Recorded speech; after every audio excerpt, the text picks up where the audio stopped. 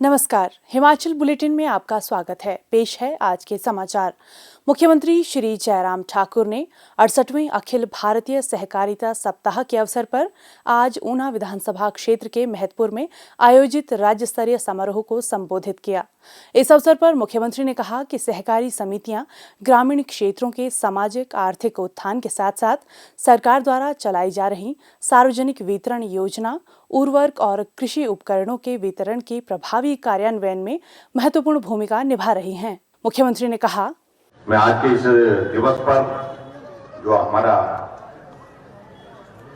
68वां अखिल भारतीय सहकारी सप्ताह है, इस अवसर पर जहां शुभकामनाएं देता हूं, वह निश्चित रूप से इस बात को लेकर के भी मैं कहना चाहूंगा कि ऊना वो जिला है जहां पर पंजावर के मियां हीरा सिंह जी ने 1892 में पहली सहकारिता सभा की शुरुआत। इस बात को मैं जिक्र इसलिए कर रहा हूं, उस वक्त ये कॉन्सेप्ट जो है वो दूर दूर तक नहीं था।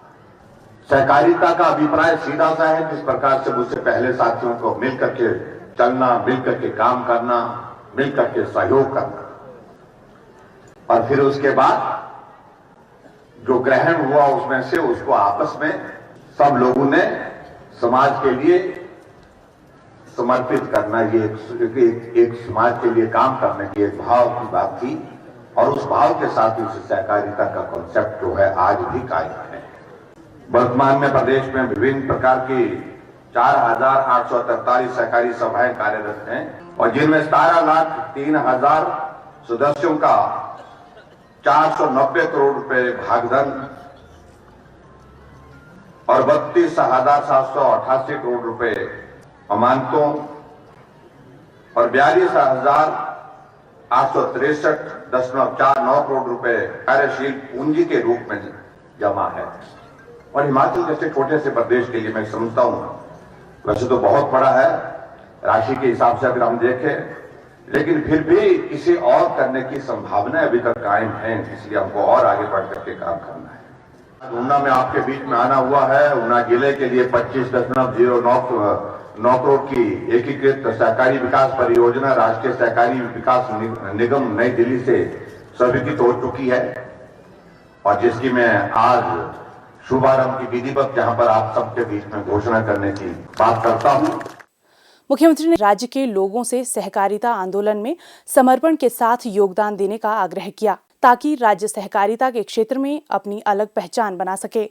उन्होंने कहा कि सहकारिता सप्ताह का विषय सहकारिता से समृद्धि है। श्री जयराम ठाकुर ने इस अवसर पर राष्ट्रीय सहकारिता विकास निगम द्वारा उन्मोदित ऊना जिले के लिए 25 करोड़ 9 लाख रुपए की एकीकृत सहकारिता विकास परियोजना का भी शुभारंभ किया। उन्होंने कहा कि इस एकीकृत सहकारी परियोजना के क्रियान्वयन से जिले की 378 विभिन्न प्रकार की सहकारी संस्थाओं को अपनी अर्थव्यवस्था को मजबूत करने, बुनियादी ढांचे के निर्माण, गोदामों के निर्माण और मुरम्मत और उनकी कार्यशील पूंजी बढ़ाने के लिए वित्तीय सहायता मिलेगी।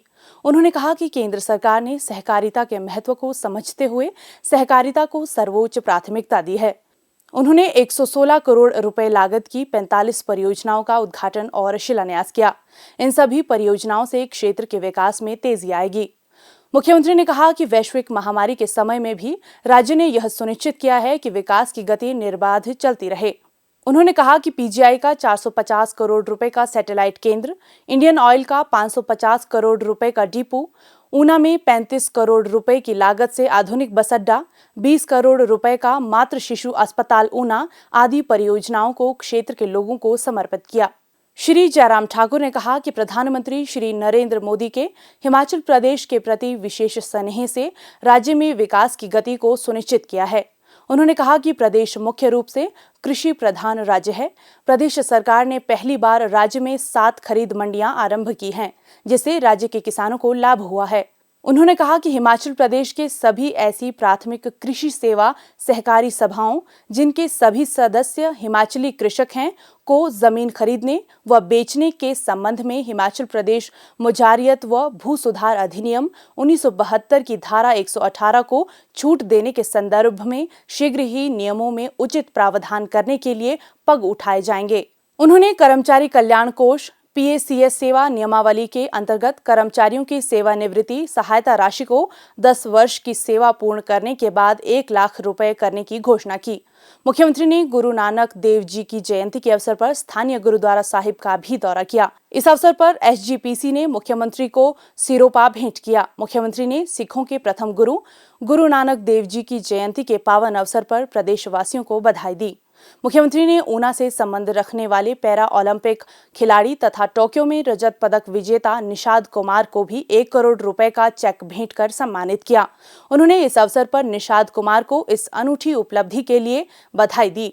इससे पहले मुख्यमंत्री ने ऊना विधानसभा क्षेत्र के महतपुर बसदेहरा में लगभग 116 करोड़ रुपए की 45 विकास परियोजनाओं का लोकार्पण एवं शिलान्यास किया।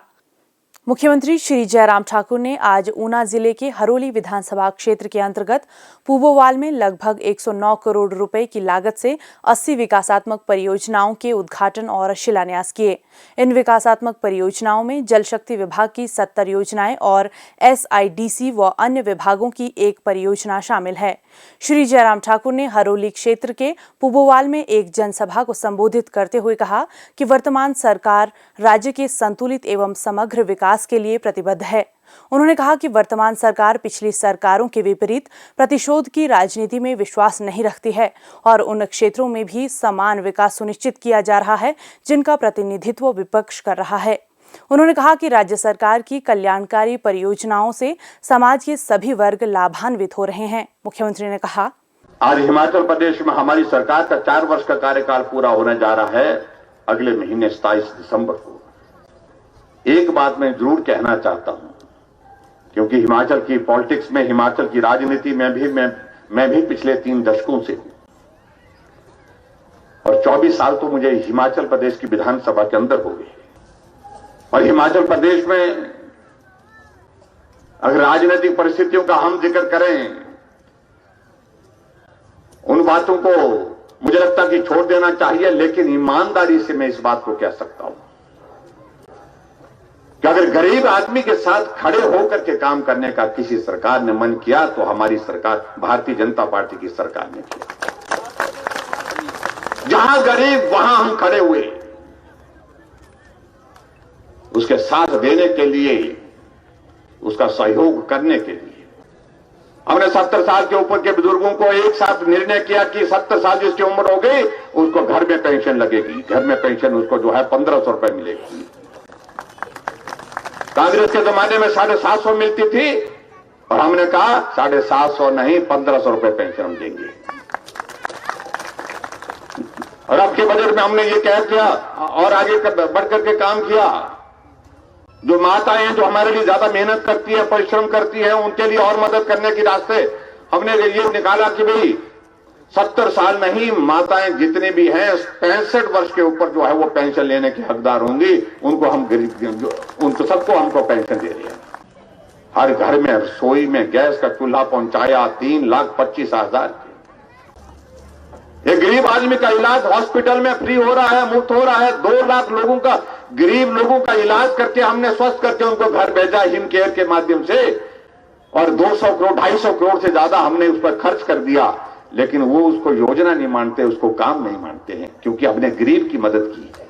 हमने ऐसे लोगों को तो बिस्तर पर पड़े हैं, बीमार पड़े हैं, लाचार पड़े हैं, चल नहीं सकते हैं बीमारी के कारण, उनको हम 15,000 रुपए हर महीने का उनके खाते में डाल रहे हैं। उसको काम नहीं मानते हैं कि वो पैसा गरीब आदमी के लिए लग रहा है। हमने उन बेटियों के लिए तय कर दिया जो बीपीएल परिवार में है, चाहे किसी भी जाति से है, किसी भी कैटेगरी की है, जब उस बेटी की शादी होगी, गरीब बेटी की शादी होगी, हम शगुन के रूप में उसके खाते में 31,000 रुपए शगुन के रूप में सरकार की ओर से डालेंगे। मुख्यमंत्री ने इस अवसर पर विभिन्न सड़कों और गांव ठाकरा में अटल आदर्श विद्यालय का निर्माण करने तथा पालकवाह में सुपर स्पेशलिटी ESCI अस्पताल का निर्माण करने का मामला उपयुक्त प्राधिकरण के सामने उठाने की घोषणा की। उन्होंने राजकीय वरिष्ठ माध्यमिक विद्यालय हरोली में विज्ञान खंड का निर्माण करने, राजकीय वरिष्ठ माध्यमिक विद्यालय पंडोगा, सिंगा व पुबोवाल में 6 कमरों का निर्माण करने की घोषणा की। उन्होंने आयुर्वेदिक स्वास्थ्य केंद्र पुबोवाल को स्तरोन्नत कर 11 बिस्तरों की क्षमता का आयुर्वेदिक अस्पताल बनाने, बडेड़ा व टाहलीवाल के पशु औषधालय को स्तरोन्नत कर पशु चिकित्सालय बनाने, बालीवाल में एक प्राथमिक चिकित्सा केंद्र खोलने की घोषणा की। उन्होंने गांव ललड़ी और बीटन में एक नया पटवार वृत्त खोलने, नंगल, कलां, जटपुर, मनुवाल में एक नया औद्योगिक क्षेत्र बनाने और स्थानीय गांव पुबवाल के तालाब का सौंदर्यीकरण करने की घोषणा की। मुख्यमंत्री श्री जयराम ठाकुर ने आज शिमला में मीडिया के प्रतिनिधियों से बातचीत की। उन्होंने कहा कि केंद्र सरकार ने कृषि विकास और किसान कल्याण को सर्वोच्च प्राथमिकता दी है।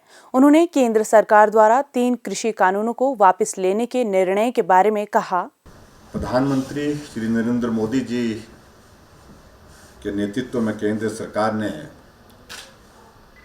किसानों के कल्याण के लिए और उनकी आय को बढ़ाने के लिए लगातार सराहनीय कदम उठाए हैं। केंद्र सरकार ने रूरल मार्केट इंफ्रास्ट्रक्चर को काफी मजबूत भी किया है और उसी तरह से जहां रूरल इंफ्रास्ट्रक्चर को मजबूत किया है वहां एमएसपी बढ़ाने सहित विभिन्न सरकारी खरीद केंद्र भी बनाए और इसके परिणाम स्वरूप सरकार द्वारा की गई उपज की खरीद में कई दशकों का रिकॉर्ड तोड़ने में भी सफलता पाई है। माननीय प्रधानमंत्री जी ने आज गुरु पर्व के इस अवसर पर तीनों कृषि कानूनों को निष्प्रभावी लेने का निर्णय लिया है और इस माह में जो लोकसभा का और राज्यसभा का संसद का सत्र शुरू होगा, केंद्र सरकार द्वारा इन तीनों कानूनों को रिपील करने की संवैधानिक प्रक्रिया को पूरा कर दिया जाएगा। माननीय प्रधानमंत्री जी ने आज ही कृषि क्षेत्र से जुड़ा एक और अहम फैसला लिया है। जीरो बजट खेती यानी प्राकृतिक खेती, और हमें इस बात की प्रसन्नता है कि प्राकृतिक खेती की शुरुआत करने का हिमाचल प्रदेश को भी सौभाग्य प्राप्त हुआ और हिमाचल प्रदेश में भी हम प्राकृतिक खेती को बढ़ावा देने के लिए आगे बढ़ करके काम कर रहे हैं। प्राकृतिक खेती को बढ़ावा देने के लिए एमएसपी को और अधिक प्रभावी और पारदर्शी बनाने के लिए भविष्य को ध्यान में रखते हुए निर्णय लेने के लिए एक कमेटी का गठन किया है। मैं इस निर्णय का भी आदरणीय प्रधानमंत्री जी के द्वारा जो आज किया गया, इसका अभिनंदन करता हूँ। मुख्यमंत्री श्री जयराम ठाकुर ने पूर्व प्रधानमंत्री स्वर्गीय श्रीमती इंदिरा गांधी की जयंती पर ऐतिहासिक रिज मैदान पर उनकी प्रतिमा पर पुष्पांजलि अर्पित की। इसके उपरांत पत्रकारों से अनौपचारिक बातचीत करते हुए मुख्यमंत्री ने कहा, आज पूर्व प्रधानमंत्री श्रीमती इंदिरा गांधी जी की जन्म जयंती है और स्वाभाविक रूप से उनके जीवन से प्रेरणा की अगर हम बात कहें, एक महिला होने के नाते देश का नेतृत्व उन्होंने वर्षों तक किया और मजबूती के साथ किया। महिला सशक्तिकरण की बात अगर आज के इस दौर में हम कर रहे हैं तो उनने उस दिशा में एक प्रयत्न जो है महिलाओं को आगे आकर के काम करना चाहिए, उस दृष्टि से भी रहा। और उससे बड़ी बात तो ये है कि देश के लिए बलिदान, उनकी शहादत को, उनके बलिदान को हमेशा हमको स्मरण करना चाहिए और उस योगदान के लिए जहाँ तक देश के लिए उन्होंने दिया है, तो उस दृष्टि से इंदिरा गांधी जी को हम आज भी याद करते हैं। हिमाचल बुलेटिन देखने के लिए सब्सक्राइब करें YouTube channel IPR Himachal, follow करें ट्विटर @DPRHP, लाइक करें Facebook page information and public relations department Himachal Pradesh, visit करें वेबसाइट www.himachalpr.gov.in। इस अंक में इतना ही। कल फिर होगी मुलाकात। दीजिए इजाजत। नमस्कार।